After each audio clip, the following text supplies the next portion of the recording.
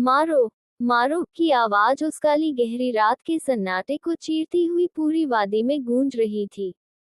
कोई लाठी लेकर, कोई कुल्हाड़ी लेकर, जिसके जो हाथ लगा वह उस काली नदी की ओर दौड़ पड़ा। अभी अंधेरा होते ही गांव वालों को किसी ने बताया कि काली नदी पार कर रहे दो आदमियों पर हमला हुआ है। गांव वाले बेतहाशा भागते हुए नदी के किनारे पहुंचे तो क्या देखते हैं, खून में लथपथ दो लाशें किनारे पर पड़ी हैं। देखने पर पता लगा कि दोनों की मौत पानी में डूबने से हुई, बाद में किसी ने इन लाशों को काटा है। पूरे गांव में सनसनी फैल गई।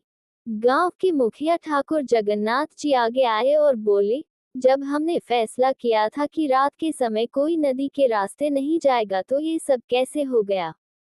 चौकीदार कहाँ मर गया? तभी पीछे खड़ा चौकीदार कांपता हुआ आगे आया, मालिक मैंने तो इन्हें बहुत मना किया था, लेकिन ये तो शहर से आए पढ़े लिखे नौजवान थे, इन्होंने मेरी एक बात नहीं मानी।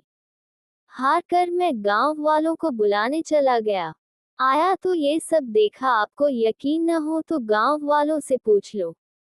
जमींदार जगन्नाथ जी बोले, तुझे इसीलिए तो नौकरी पर रखा है कि किसी को नदी में न उतरने दे।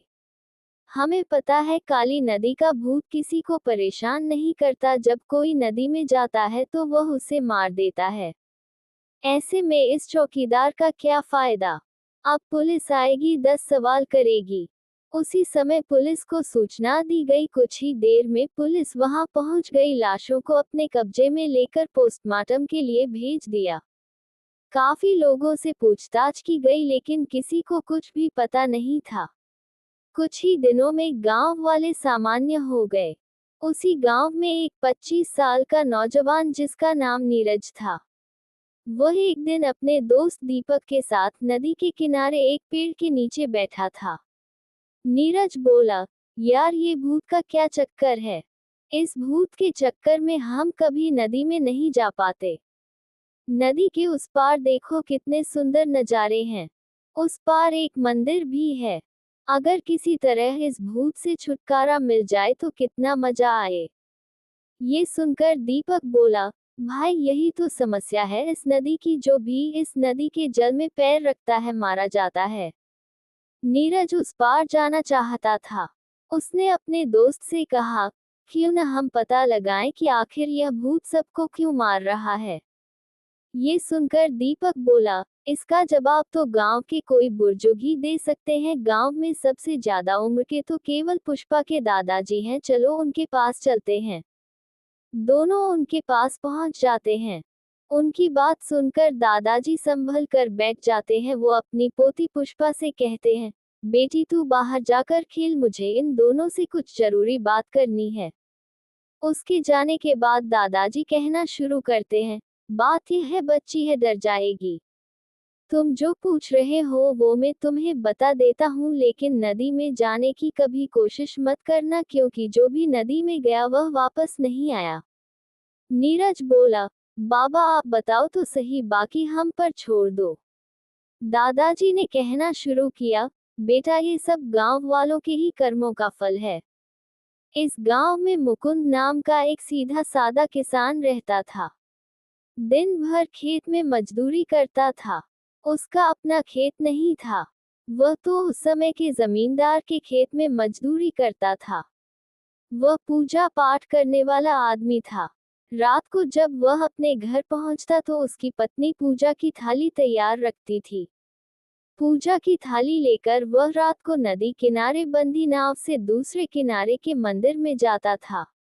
उस मंदिर में कोई नहीं जाता था, केवल मुकुंद ही जाता था। मंदिर की साफ सफाई करता, उसे फूलों से सजाता, भगवान की पूजा करता, उन्हें भोग लगाता और वापस आ जाता था।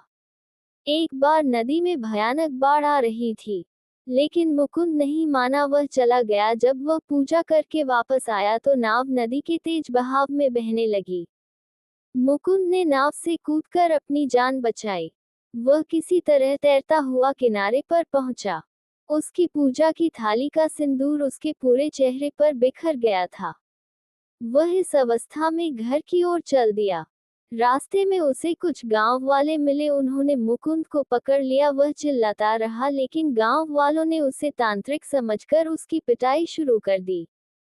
उसकी शक्ल कोई पहचान न सके और इतने शोर में उसकी आवाज किसी ने न सुनी। मारने के बाद उसकी लाश को नदी में बहा दिया। बस तभी से वह गुस्से में है।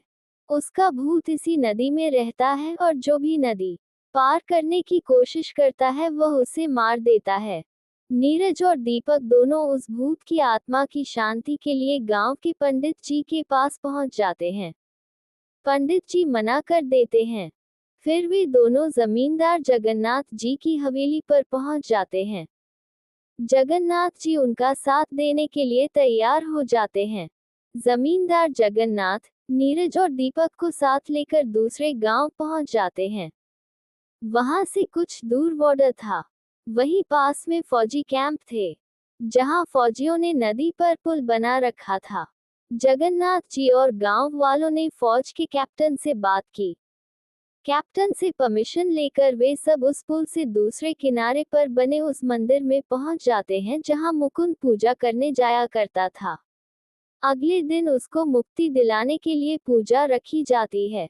बाकी गांव वाले इस किनारे पर खड़े हो मंदिर में होने वाली पूजा को देख रहे थे। पूजा जब खत्म होने वाली होती है तो चारों ओर से अजीब सी आवाजें आने लगती हैं। तब पंडित जी कहते हैं, मुकुंद, गांव वाले अपनी गलती मान रहे हैं, इन्हें माफ कर दो और ये दोनों बच्चे तुम्हारा पिंड दान कर रहे हैं। अब तुम मुक्ति की ओर जाओ और भटकना छोड़कर भगवान के धाम चले जाओ। पंडित जी ने पूजा समाप्त करके नीरज और दीपक से पिंडदान करवाया। उसके बाद धीरे धीरे वे आवाजें आना बंद हो गईं, जैसे कोई उनसे दूर जा रहा हो। उसके बाद जमींदार के साथ पंडित जी, नीरज, दीपक और गांव वाले एक नाव में बैठकर अपने गांव आ गए। दो नौजवानों की हिम्मत से गांव वालों को काली नदी के भूत से छुटकारा मिल गया। उसके बाद गांव वाले रोज सुबह सवेरे उस मंदिर में पूजा करने जाने लगे। जमींदार ने गांव वालों के साथ मिलकर उस नदी पर एक कच्चा सा पुल बना दिया, जिससे लोग उस मंदिर में जा सकें। शेष आगे।